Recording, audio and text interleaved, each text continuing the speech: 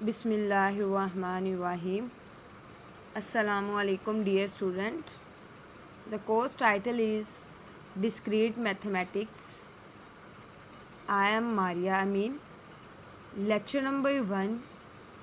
The topic of this lecture is logic forms. आज हमारा discrete mathematics का पहला लेक्चर है। तो डिस्क्रीट मैथमेटिक्स में सबसे पहले हम लॉजिक्स के बारे में पढ़ेंगे कि लॉजिक्स को हम किस तरह से डील करते हैं और ये किस तरह से काम करते हैं।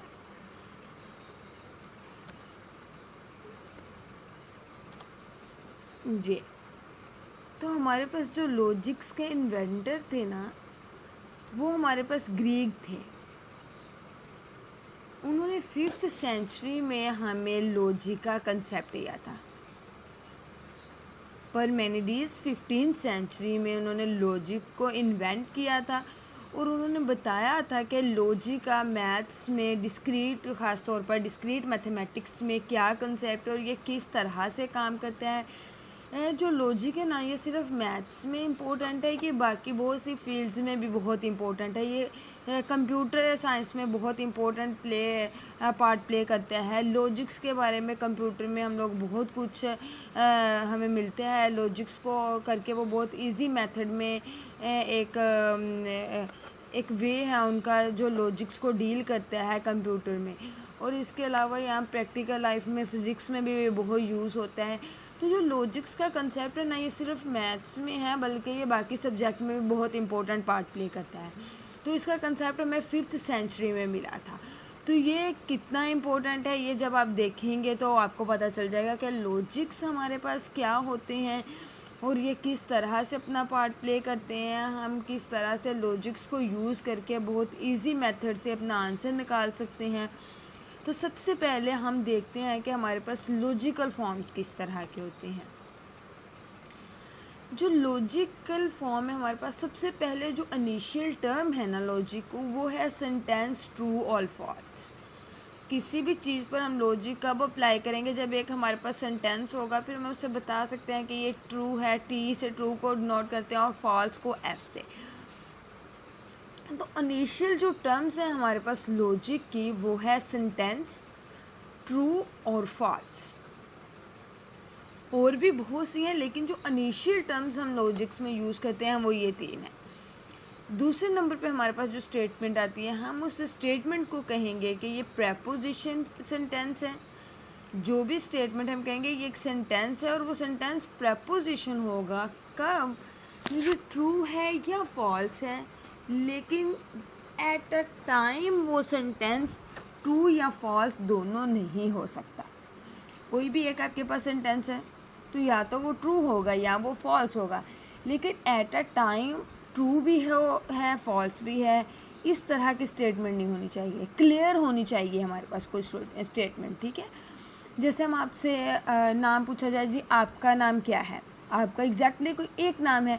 अगर आपका नाम अहमद है, आपसे कहा जाता है क्या आपका नाम बिलाल है, तो आप कहेंगे नहीं, फॉल्स है, गलत है। ये जो आपका नाम है क्लियर है, वो आपका नाम है, इसके अलावा बाकी सारे गलत होंगे आपके लिए।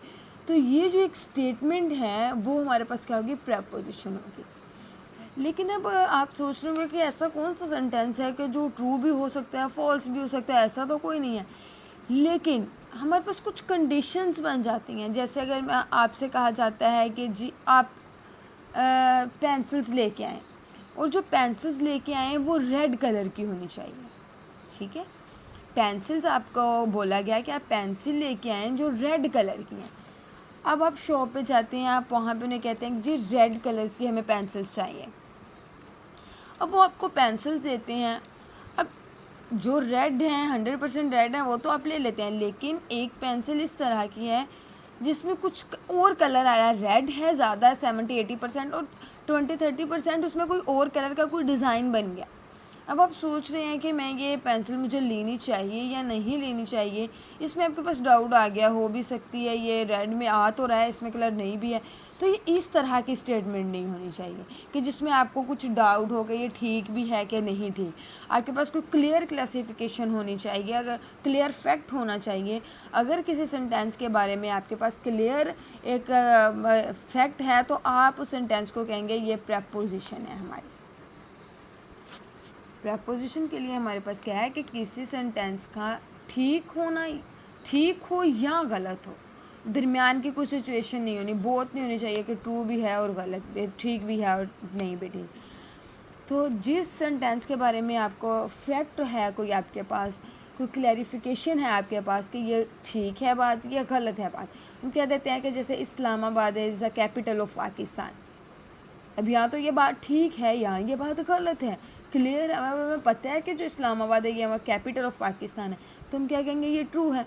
अब पूछ लिया जाता है Lahore is the capital of Pakistan, तो अब भी या तो ट्रू है या फॉल्स है, तो हम क्या कहेंगे इट्स अ फॉल्स। तो हमारे पास कोई एक क्लैरिफिकेशन है, हमें पता है इसका फैक्ट क्या है, ठीक है। तो इस तरह की जो स्टेटमेंट्स हो जाती हैं, इस तरह के जो सेंटेंसेस होते हैं वो हमारे पास प्रेपोजिशन होते हैं जी। नेक्स्ट हमारे पास क्या है, कंपाउंड स्टेटमेंट्स। अब कंपाउंड स्टेटमेंट क्या है, is a statement build out of simple statements using logical operations. Compound statements हमारे पास क्या है, ऐसे, अब कंपाउंड वर्ड से ही हमें पता चल रहा है, ऐसी स्टेटमेंट जो एक से ज़्यादा स्टेटमेंट से मिलकर बनी हो लॉजिकल ऑपरेशन को यूज़ करके। मैं लॉजिक की बात कर रहे हैं तो ऑपरेशन कौन से यूज़ कर रहे हैं, लॉजिकल ऑपरेशन यूज़ करेंगे। अब जब ऑपरेशन यूज़ करेंगे तब आपको पता चल जाएगा कि हमारे पास लॉजिकल ऑपरेशंस कौन से हैं। अब कंपाउंड स्टेटमेंट की इस तरह की है कि ऐसी स्टेटमेंट हमारे पास जो एक से ज़्यादा स्टेटमेंट से मिलकर बनी है और हम यूज़ कर रहे हैं कोई लॉजिकल ऑपरेशन। जैसे मैं आपको कह रही हूँ कि अगर आप पढ़ेंगे तो आपको अल्फ़ा ग्रेड मिल जाएगा। दो स्टेटमेंट बन गई हैं। अगर आप पढ़ेंगे, अगर आप चीज़ को समझेंगे तो आपको अल्फ़ा ग्रेड मिल जाएगा। अगर एक काम करेंगे तो दूसरा काम होगा। अगर दो स्टेटमेंट से मिल रही हैं तो इस तरह की स्टेटमेंट को हम कंपाउंड स्टेटमेंट कहते हैं। तो अब ऑपरेशंस कौन से, अब मैंने कहा कि अगर आप पढ़ेंगे तो आपको मतलब है देन आपको ये काम मिलेगा। तो हमारे पास और एंड का जो एक ऑपरेशन है ये यूज़ हो गया, एंड आ रहा है हमारे पास। अगर आप ये काम करेंगे देन आपको वो चीज़ मिलेगी, ठीक है। तो इस तरह के ये जो स्टेटमेंट्स हैं हमारे पास, तो उसे हम क्या कहते हैं कि ये कंपाउंड स्टेटमेंट है। अगर आपसे कहा जाता है कि बारिश हो रही है या हमारे पास शाइनिंग डेज है, तो हम क्या कहेंगे, या तो बारिश हो रही है और शाइनिंग डे, दोनों में कोई एक ही सिचुएशन हो सकती है। वर्ड क्या यूज़ हो गया, और ये हमारा एक ऑपरेशन है, लॉजिकल ऑपरेशन है, ठीक है। तो अब दो चीज़ों को, दो स्टेटमेंट्स को जब हम एक स्टेटमेंट बनाते हैं तो जारी बात है हम किसी एक लॉजिक से उसे जोड़ रहे हैं, यूनियन से, इंटरसेक्शन से, ये सारे हमारे क्या हैं, लॉजिक्स हैं, ऑपरेशन है, सॉरी। तो इस तरह की स्टेटमेंट जिसे हम किसी ऑपरेशन से जोड़ रहे हैं, उस तरह की स्टेटमेंट को हम क्या कहते हैं, हमारे पास ये कंपाउंड स्टेटमेंट है। हमने अभी तक क्या पढ़ा, लॉजिकल फॉर्म्स के बारे में पढ़ा कि हमारी इनिशियल टर्म्स क्या आते हैं, हमारे पास कोई सेंटेंस होना चाहिए। जाहिर बात है हमारे पास कोई सेंटेंस होगा तो ही हम बताएंगे कि ये ट्रू है कि फॉल्स है, ये इसमें किस तरह की कंडीशन आ रही है। तो हमारे पास क्या है, इनिशियल टर्म्स क्या है, लॉजिक की, सेंटेंस, ट्रू और फॉल्स। दूसरे नंबर पे हमारे पास है प्रेपोजिशन। प्रेपोजिशन एक ऐसे सेंटेंस को कहते हैं जिसके लिए हमारे पास एक क्लैरिफिकेशन, कोई फैक्ट हो गई, ये बात ठीक है, ये सेंटेंस ठीक है या गलत है। तो एक ही टाइम में वो ठीक या गलत या इस तरह की कोई सिचुएशन नहीं आनी चाहिए। हमारे पास कोई फैक्ट और क्लियर हो हमारे पास, या तो वो ठीक है या वो नहीं ठीक है। तो इस तरह की जो हमारे पास स्टेटमेंट है उसे हम प्रेपोजिशन कहते हैं। जिस तरह हम कहते हैं कि जो कुरान पाक अल्लाह ताला की आखिरी किताब है, एक फैक्ट है, हमें पता है ये बिल्कुल ठीक बात है, एक फैक्ट है, क्लैरिफिकेशन है हमारे पास, तो हम क्या कहेंगे कि ये ठीक है। इस तरह की स्टेटमेंट जो हमारे पास वो प्रेपोजिशन में आ जाती है। कंपाउंड स्टेटमेंट हमारे पास क्या होता है जी, जो हमारे पास लॉजिकल ऑपरेशंस हैं। अब कंपाउंड स्टेटमेंट हमारे पास क्या है, ऐसी स्टेटमेंट जो एक से ज़्यादा सिंपल स्टेटमेंट से मिलकर बनी हो यूज़ करके लॉजिकल ऑपरेशंस, ठीक है। अब जो ये नेगेशन, कंजक्शन, डिसजंक्शन, ये हमारे पास एक लॉजिकल ऑपरेशंस हैं, इसे हम बाद में डिस्कस करेंगे कि ये कौन से ऑपरेशंस होते हैं। पहले हम सिंपली ऑपरेशंस की तरफ चले जाते हैं। तो जो कंपाउंड स्टेटमेंट है ये एक से ज़्यादा सिंपल स्टेटमेंट से मिलकर बनी होती है, और जो इन दो स्टेटमेंट्स को किसी एक लॉजिकल ऑपरेशन के ज़रिए जोड़ती है। ठीक है, ये थे हमारे पास लॉजिकल फॉर्म्स। नेक्स्ट हमारे पास है कि कुछ सेंटेंस दिए गए हैं, हमने उसे सिंबॉलिकली फॉर्म में लिखना है। सेंटेंस को हम किस तरह सिंबॉलिकली फॉर्म में लिखते हैं और किस तरह से हम लॉजिकल ऑपरेशंस को यूज़ करते हैं। ठीक है, अब हमारे पास सेंटेंस क्या है, let P is equal to it is hot and Q is equal to it is sunny. दो सेंटेंस हैं कि हॉट है या हमारे पास ये मौसम सनी है, हम दोनों के बारे में बात करें। दो सेंटेंस हमारे पास हैं। अब इनको हम सिंबल्स की फॉर्म में किस तरह से लिखते हैं। अब हमारे पास सेंटेंस, फर्स्ट सेंटेंस आप देखें वो है इट इज़ नॉट हॉट, आज गर्मी नहीं है, गर्म नहीं है। तो हमारे पास क्या है, अब पी में तो था इट इज़ हॉट, तो हम नेगेशन कर देंगे, हमारे पास क्या आ जाएगी नेगेशन ऑफ पी, इसे नॉट पी भी बोलते हैं। ठीक है, ऑपरेशन हमारा नेगेशन का यूज़ कर लिया है कि इसके कन्वर्स है, हमारे पास इसकी नेगेशन आ रही है। हॉट है हमारे पास सेंटेंस, लेकिन उसका उल्टा आ रहा है कि ये हॉट नहीं है, तो हमारे पास नेगेशन आ जाएगी, हम नेगेशन ऑफ पी लिख देंगे या नॉट ऑफ पी भी इसे बोल सकते हैं। ठीक हो गया, इसे हम सिम्बॉलिकली कि इस तरह लिख सकते हैं। नेक्स्ट आप देखें it is hot and Sunny, दो सेंटेंस मिल गया, हॉट भी है और सनी भी है, एंड अब यूज़ हो रहा है। एंड को हम डिनोट करते हैं इस सिंबल से, पी एंड क्यू, पी और क्यू दोनों हैं इसमें। ठीक है, हॉट भी है और सनी भी है। तो अब हमारा जो सिंबल यूज़ हो रहा है वो एंड का, और एंड को आपने देख लेना है, एंड का सिंबल ये है हमारे पास। अब नेक्स्ट है हमारे पास it is hot or sunny, ये हॉट है या सनी है, तो हमारे पास आर का जो साइन है वो क्या आ जाएगा, पी और क्यू, या तो पी है या हमारे पास क्या है क्यू है। तो आपने सिंबल पे पहले जस्ट आपने सिंबल को माइंड में रखना है कि एंड का सिंबल कौन सा है और का सिंबल कौन सा है। नेक्स्ट स्टेटमेंट है हमारे पास it is not hot but sunny, ये गर्मी नहीं है लेकिन शाइनिंग है ये।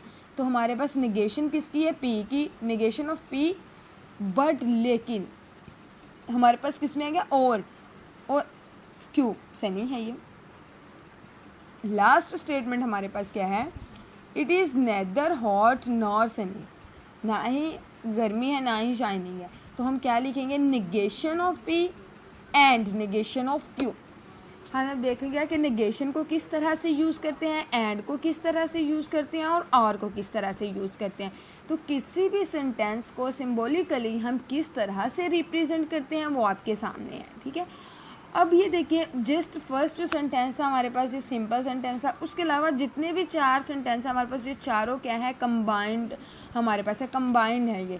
ठीक है, दो सेंटेंसेस से मिलकर बन रहे हैं। तो हमने देखा कि किस तरह हम इसे ऑपरेशंस को यूज़ करके, निगेशन का हमने तीन ऑपरेशन पढ़े हैं, निगेशन एंड और।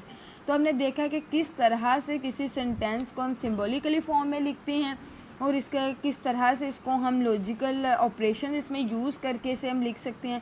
अब आपके पास अगर सिंबॉलिकली फॉर्म में है तो आप उससे सेंटेंस बना सकते हैं, अगर आपके पास सेंटेंस है तो आप उसे सिंबॉलिकली फॉर्म बना सकते हैं। जी, तो ये आपको आना चाहिए कि किसी सेंटेंस को हम सिंबॉलिकली फॉर्म में कैसे लिखते हैं, और कि अगर कोई सिंबॉलिकली फॉर्म एमसीक्यूज़ में आपसे पूछ ली जाती है तो आपको उसका सेंटेंस बनाना आना चाहिए। ठीक है, तो ये बिल्कुल भी मुश्किल नहीं है, आपने देख लेना है ऑपरेशन कौन सा यूज़ हो रहा है, एंड का, आर का या कुछ और जो नेक्स्ट हम पढ़ेंगे। तो आपने वो ऑपरेशंस को यूज़ करना है, निगेशन है या नहीं है हमारे पास निगेशन, उसके आपने उसे गौर से देख के आप इजीली सिंबॉलिकली फॉर्म बना सकते हैं। ठीक हो गया, ये था हमारे पास किसी सेंटेंस से हम सिंबॉलिकली फॉर्म किस तरह से जनरेट कर सकते हैं। जी, नेक्स्ट है हमारे पास प्रेपोजिशनल लॉजिक। प्रेपोजिशनल के बारे में हम पहले भी थोड़ा डिस्कस कर चुके हैं। हमारे पास प्रेपोजिशन सेंटेंसेस कौन से होते हैं और प्रेपोजिशनल लॉजिक हमारे पास क्या होता है।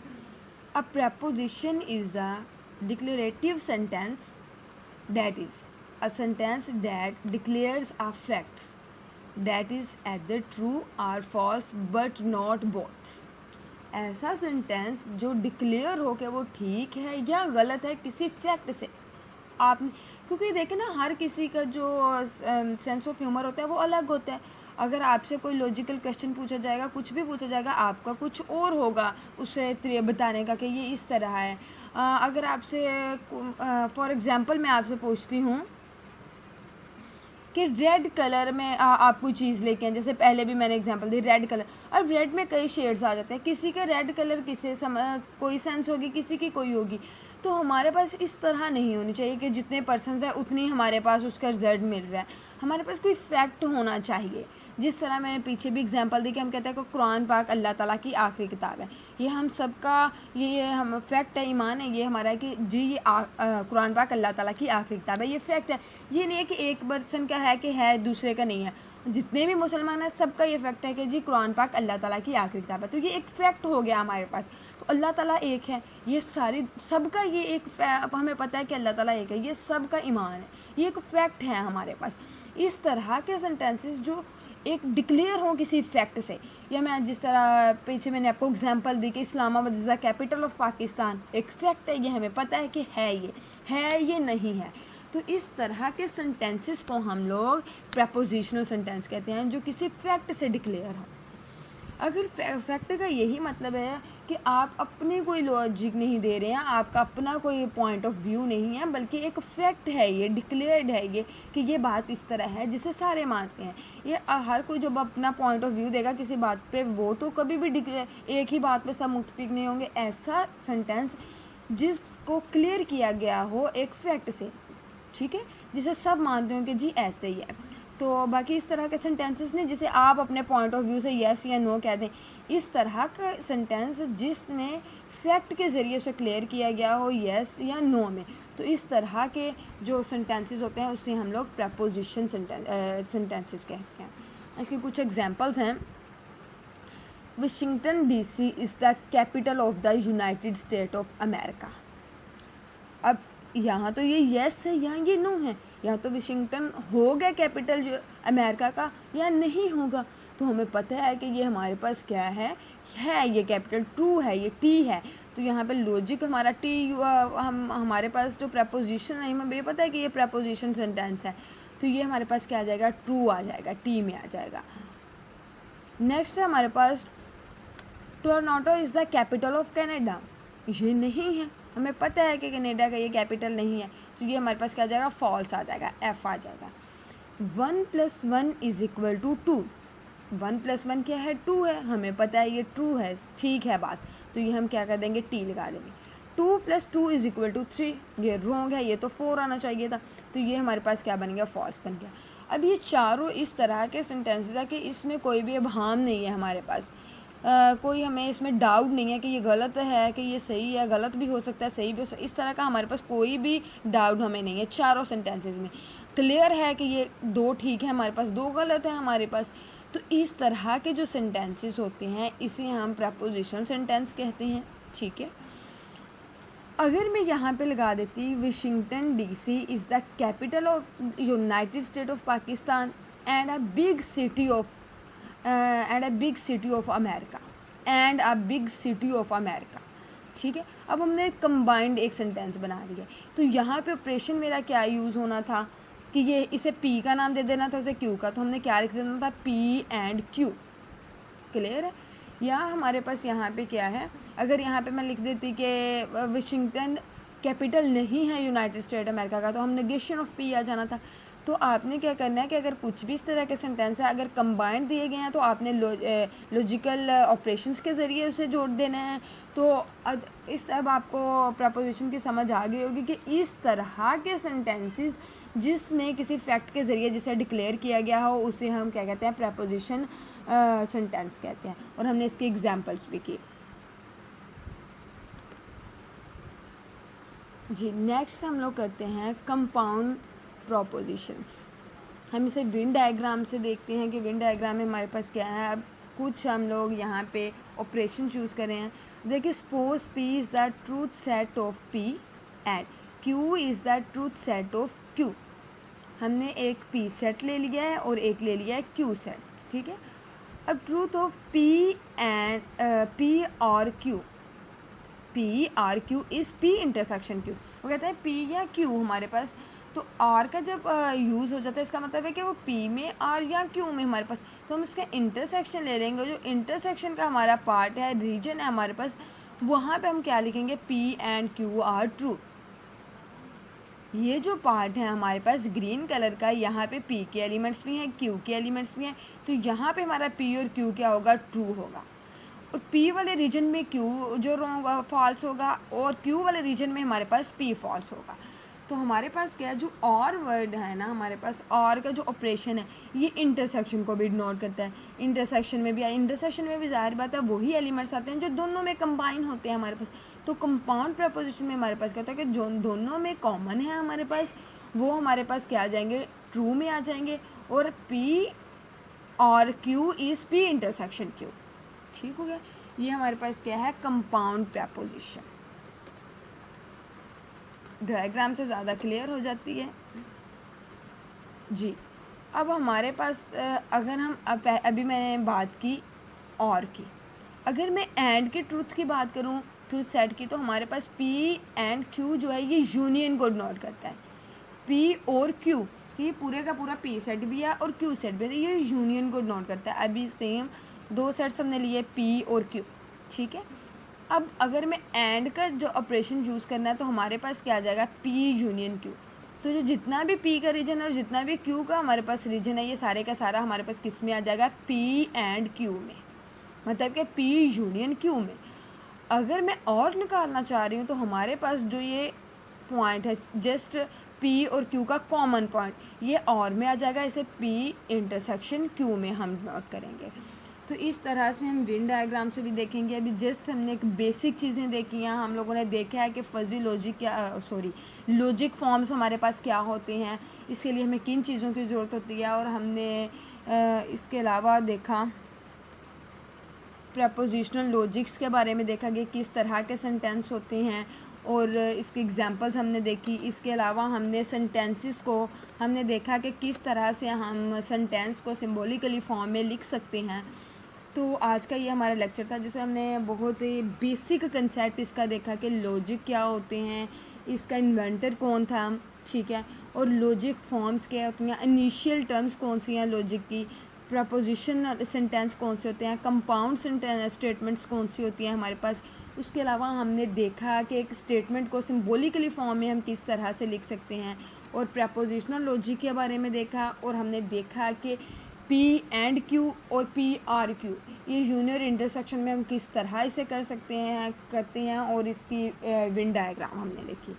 तो आज का हमारा लेक्चर यहीं पर ख़त्म होता है। तो आज के लेक्चर के साथ ही थैंक्स एंड ओके, अल्लाह हाफिज़।